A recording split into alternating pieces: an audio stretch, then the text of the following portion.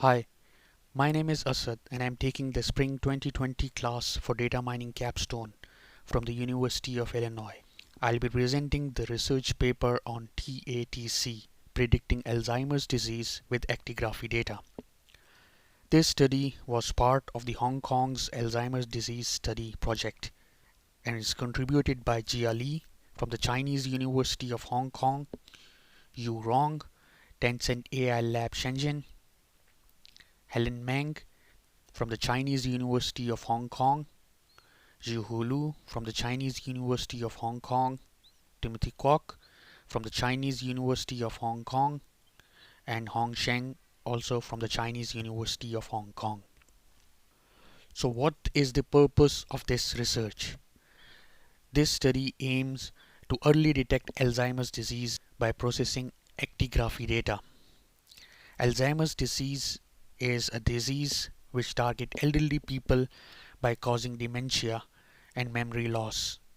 This disease is not easily recognized. The current diagnosis process relies heavily on doctors' experiences and clinical tests, which are time-consuming and costly, and may not be performed until noticeable Alzheimer's disease symptoms are developed. Alzheimer's disease is dangerous. It is an irreversible and neurodegenerative disease that causes memory loss and important mental functions.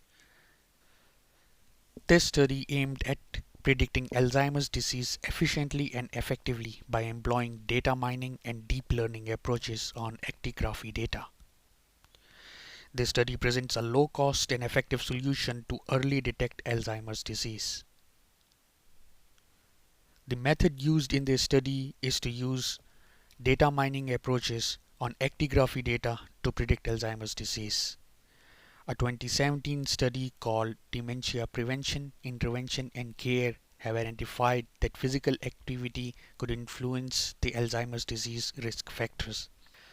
There are several studies which have indicated that physical activity can have a significant protective effect against Alzheimer's disease. Continuous physical activity data can be obtained from smartwatches like wristband devices with actigraphers and light sensors. The data can be obtained in free living environment. In this study, recorded physical activity time series data from elderly subjects were analyzed to predict the presence of Alzheimer's disease. This study is novel because in this study, time matters. Time matters not only in detection of the disease but also in its prediction. Whereas many past studies for analyzing time series data have ignored absolute clock times associated with the events and only considered their relative temporal order, this study focused on analyzing the time series data as multivariate classification problem by considering absolute clock times in the series. The rationale behind was that two time series sequences having identical values cannot be regarded as same. An event representing low level of physical activity at 1 a.m. in the morning could be due to sleep, while similar level of activity at 10 a.m. could really mean lack of physical activity at daytime. The time series is classified with time-aware attention to identify behavioral patterns or hidden states such as sleeping, exercising, etc. Thus, a multivariate time series classification model was designed to extract discriminative features for time series, called time-aware TICC and CNN, or in short TATC. And this is the classification model that is proposed in this study, and in the following we will explore this model in detail. This paper is organized in multiple sections. There is a chapter on data collection, another that explains the TATC model in detail. There is a section on experimental setup and results, another one on related works, and finally a section on conclusions. This presentation will also use the same structure. So first we talk about data collection. To collect experimental data, 1060 Chinese volunteers were recruited Among them were 560 men and 500 women, all aged above 65. From these subjects, time series actigraphy data was calculated. 729 of these produced valid time series data, while other 331 subjects could not produce valid actigraphy data because either they could not complete the procedure or their actigraphs were not complete. In a Montreal cognitive assessment test based on cognitive scores, the subjects were divided into three groups. The first one is NC for normal control, people with no symptoms of Alzheimer's disease.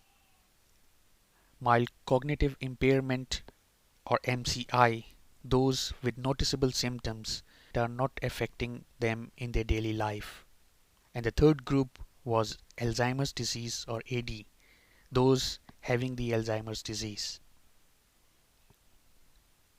Apart from this, in an interview questionnaire, more information was collected, including personal information such as years of education and body mass index, clinical history such as if they are diabetic or have any heart disease, or physical tests such as grip strength and walking speed.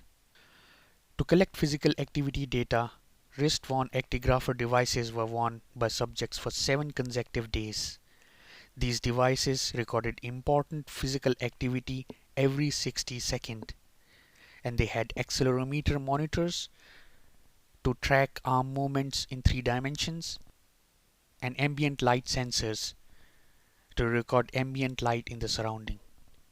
Additionally, each subject maintained a manual log of activities performed during the day. Combined with 3-axis accelerometer values and light sensor, a 4-dimensional vector was generated every second. Thus, a total of 1440 of such 4-dimensional vectors were generated every day for 7 consecutive days. There were some non-wear times, such as when a subject is taking bath or swimming. During these non-wear periods, null values were produced. These values were replaced by their daily averages or the averages of their respective groups. If the data for half of the day was missing, that is, there were only less than 720 events for a day, the actigraphy data was deemed invalid. And this is why only 729 of 1050 subjects recruited could produce valid data for this study. Once the data was collected, it was plotted and analyzed. Gaps were observed in average circadian activity in wake-up time, morning, and afternoon of subject groups. It was observed that NC and MCI group produced very similar data, which is represented here as orange and blue lines, while AD subjects were very well separated from them during the daytime.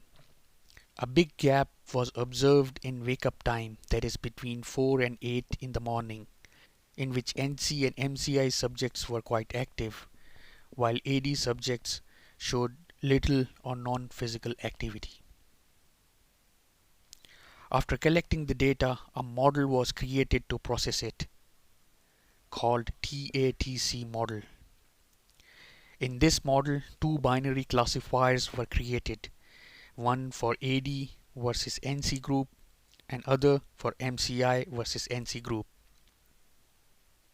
TATC model was designed integrating absolute clock time for analysis, since different times in different interval have different degree of importance for all three groups.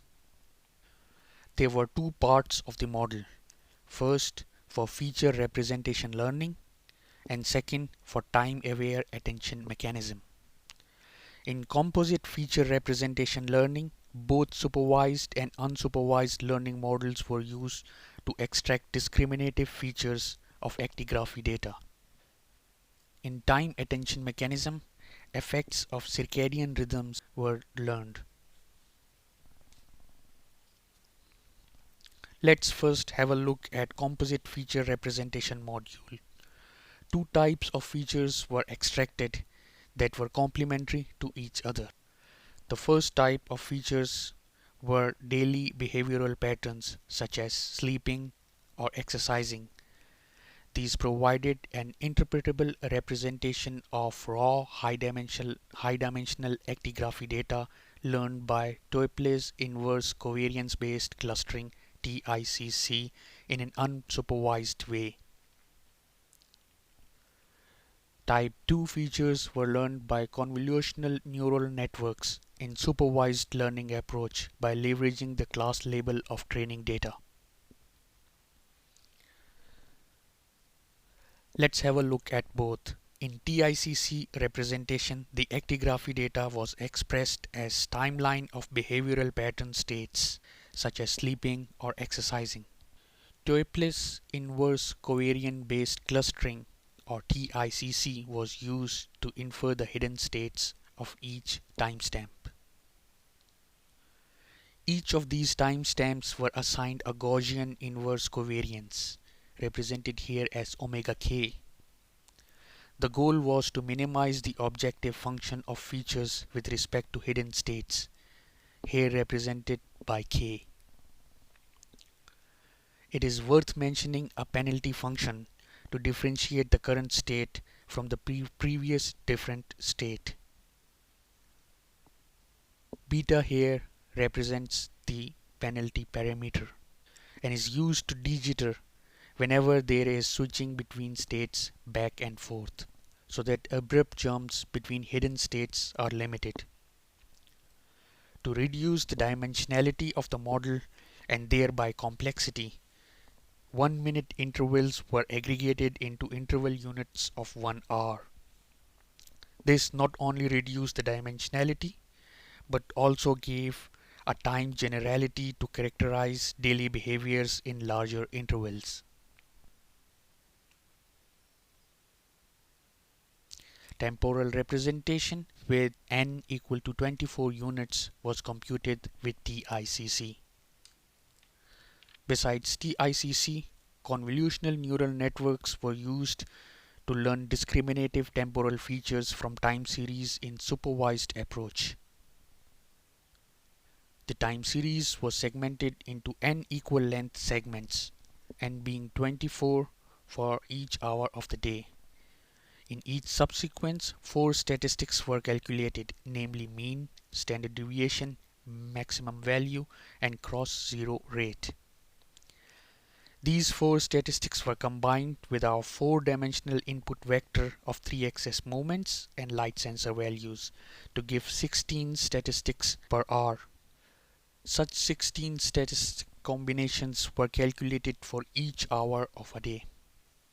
To eliminate overfitting due to small amount of data present for this study, a single layer CNN was used with filters of single dimension to process temporal data. Both TICC and CNN feature extraction classifiers were combined to give one TICC and CNN classifier named TC. This explains TC in TATC model name, where TA represents the time-aware attention. A TC model was transformed into time-aware representation with attention weights. To learn the attention weights for different time intervals, the multivariate TC was embedded into a univariate time series by a linear model. This not only differentiated variables within the same time interval but also reduced the number of parameters. After getting univariate time series represented as S here, attention weight for specific time interval J were compiled. This resulted in attention weight alpha of interval J, upon which a softmax operator was applied to get time-aware attention mechanism for training sample. Altogether, combining the TC model for feature extraction and time-aware attention mechanism as described gave TATC or time-aware TICC and CNN. Now that the data is collected and a model was constructed to process it, it was time to initiate the model and process the data. For that, Gated Recurrent Unit or GRM was used to capture temporal dependencies in time series data. GRU captured long-term temporal dependencies by keeping recurrent hidden states inside. Each state represented an activity such as exercising or sleeping. Each successive hidden state was updated with preceding hidden states as an input parameter to TATC. To calculate the number of clusters for TATC, a Bayesian Information Criterion or BIC curve was plotted, which gave 5 clusters at elbow point, as can be seen here. Other values were initialized, such as 400 for beta, alpha was set to 2, and the period was set to 24 for each hour of the day. The total number of parameters in TATC architecture were 203. Remember, this is after the dimensionality reduction. Once the model was instantiated, two binary classifiers were constructed, one for AD versus NC, other for MCI versus NC group. Three methods on time series classification were used as baselines, which included dynamic time warping, DTW, ensemble of 4 base classifiers on time series classification in the presence of noise, BOSS, and symbolic representation multivariate time series, STMS. With each of these classifiers, 3 measures were calculated, namely sensitivity or recall of AD and MCI, specificity or recall of NC, and area under the curve. As can be seen here, the TATC model produced very good results with highest values of area under the curve. Especially for predicting MCI, the model achieved the best performance. The effectiveness of different components of TATC models was also evaluated. In a simple classifier with only personal features, an AUC value of 65.6 was reached. In CNN without TICC, AUC was 79.7, whereas CNN with TICC raised the value to 83.61. The TATC model gave 73.5% sensitivity, 94.3% specificity, and 88.2% area under the curve. To evaluate the hidden states, page rank and mean was used. The higher the rank of page rank, the stronger the capacity of a variable to other variables. For example, mean of all 4 variables in state 1 are 0, meaning ambient light in this hidden state does not change the body movements, and so it is inferred as good sleep. Similarly, state 2 is inferred as sedentary activity, such as lying awake or disturbed sleep, since mean movement values are low. State 3 is inferred as light activity due to low mean values and smaller value of light sensor. 4 is moderate activity, while 5 with maximum mean values is inferred as exercising. When the calculated hidden state values are combined with manual log entries produced by subjects, comparable results were produced. Here the inner circle represent hidden states, whereas the outer circle are self-reported activities by subjects. The model accurately predicted good sleep hidden state during sleep times at night. Similarly, lying awake reported activity was corresponded to sedentary activity by the model, housework to light activity, and gym to exercising. As can be seen here, the hidden states were predicted with reasonably high accuracy.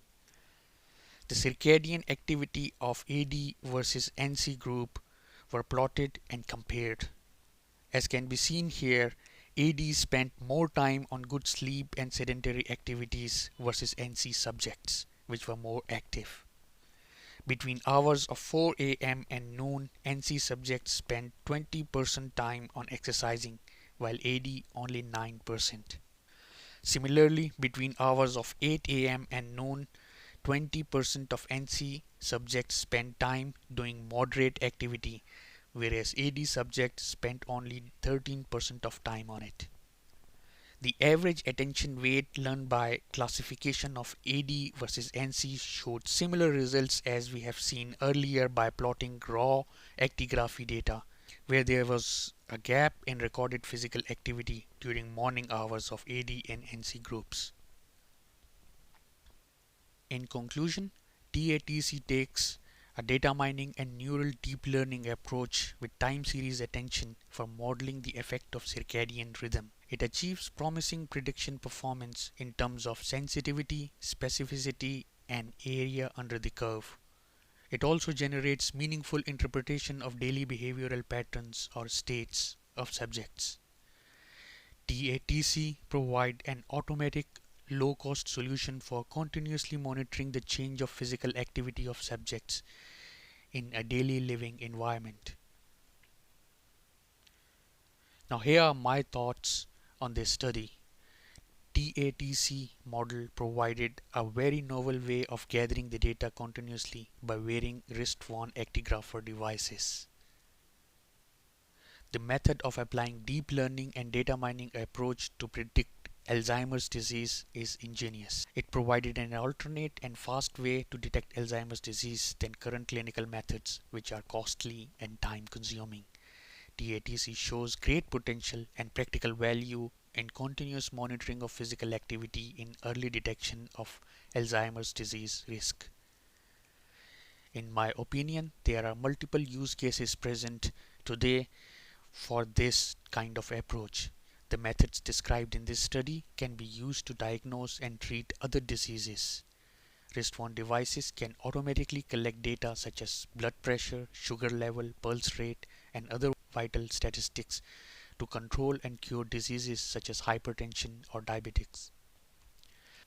The automatic collection of data and its processing by computerized data mining models in prediction, control, and evaluation of disease could provide low cost and fast way to conserve critical healthcare resources and timely treatments without the need of costly consultations and examinations.